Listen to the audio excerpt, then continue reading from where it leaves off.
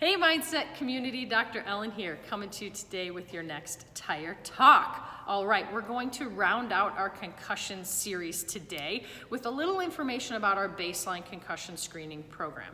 If you haven't watched the previous videos, please do. It has some great information about what are the different types of concussion, signs and symptoms, as well as food considerations, rest consideration, imaging considerations, things like that, that will really help you take an empowered stance if something were to happen to you or one of your family members, okay?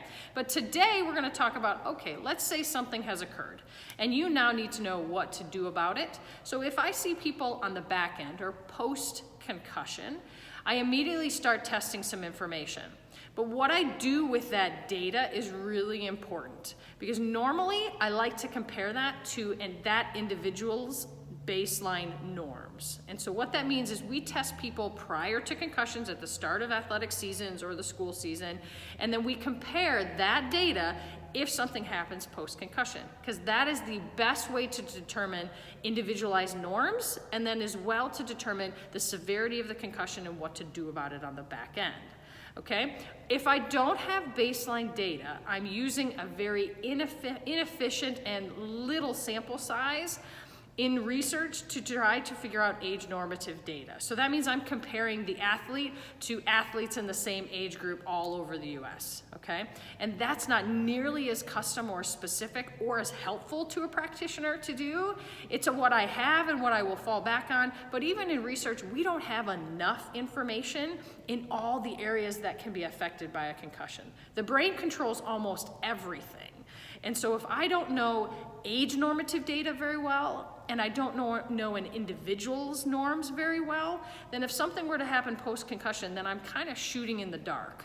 So our baseline concussion screening program includes testing in all of those areas to give your athlete their normative information. So that if something were to happen on the back end, we offer a free retest to compare apples to apples. It is the most wonderful test. It's highly recommended. Actually, it's considered a gold standard. That's why we call it our gold standard test, by the American Academy of Pediatrics, as well as the NCAA, as well as the CDC. I mean, we could keep naming off all the different organizations that consider this to be standard. But as far as what's included in the test by all of these organizations, that's a little bit gray. So what we've done is we've provided now the highest level. So we include both a one-on-one functional testing for balance, vestibular, ocular motor, all this fun stuff, as well as a computerized neurocognitive test, which is the same software used by the NFL. So we are bringing you this gold standard program. It's $50, it takes 30 minutes, and I promise you the information will be so valuable, not only for any of your athletes or children, but as well if something were to happen, trust me, it's worth every penny.